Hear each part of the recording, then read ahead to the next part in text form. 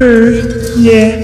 Nu hele vejen fra Babylon, fra de smukke stigende haver. Miss Babylon.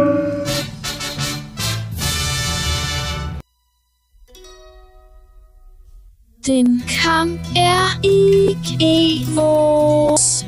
Vi må alle sige til Gud, for han vil lide os sikkert og vogte os med hans kærlighed.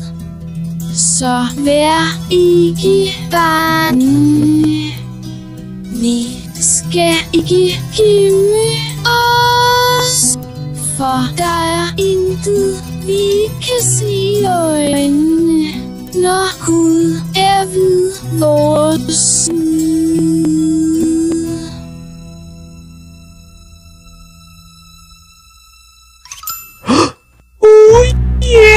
Vi har endelig fået en ny dronning.